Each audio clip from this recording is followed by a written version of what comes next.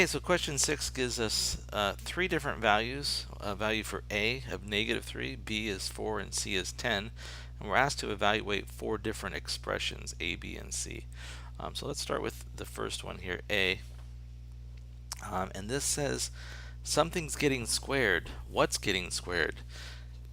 A is getting squared. So because it's the fact that we are squaring A, what we need to do is we need to be real careful and use some parentheses, right? Look at what I'm showing here is something is getting squared.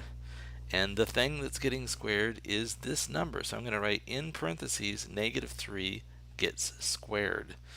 And then I'm going to add to that 11 times this number 10.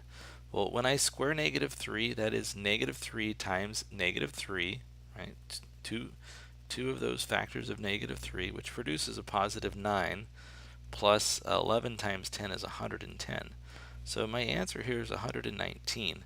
Again, this is a widely missed problem here. A point was easily deducted because we're just kind of looking at these and writing -3 squared. And then you are correctly, to your credit, writing below that's -9. The problem is we don't have -3 and then that's squared, right? What we have is -3, the entire thing squared. And I know it's confusing because it sounds like I'm saying the same thing, but look what I'm saying. Here, this is the opposite of 3 squared. This is -3 gets squared. In the one case, this is a 3 times 3, which is 9. It's the opposite of 9. In the other case, it's a -3 times a -3, which is a +9. So it's a small difference, but it makes quite a big difference when you're doing this particular problem, because you may have written, I think, 101 down for your answer instead. So 6A should be 119. Let's move on to B.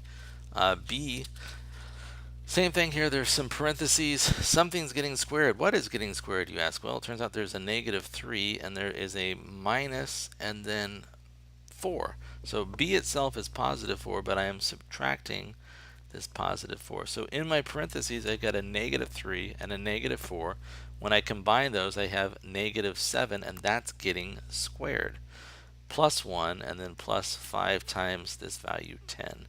Well, -7 squared, -7 times -7 is a 49. We're adding 1 to that, and then we're adding 50 to that result. This is 50 plus 50, so you can see the answer here is 100 when I evaluate this. So let us put the 100 here.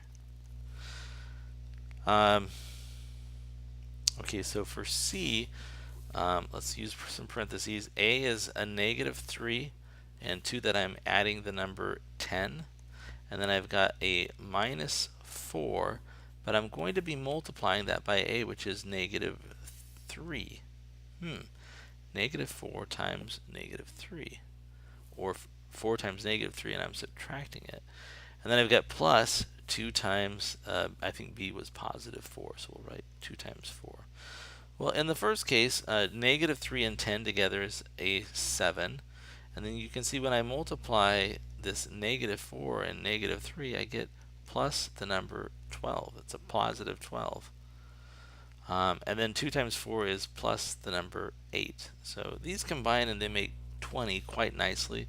And then when I combine that with the 7, I get that this should be 27. So C is 27.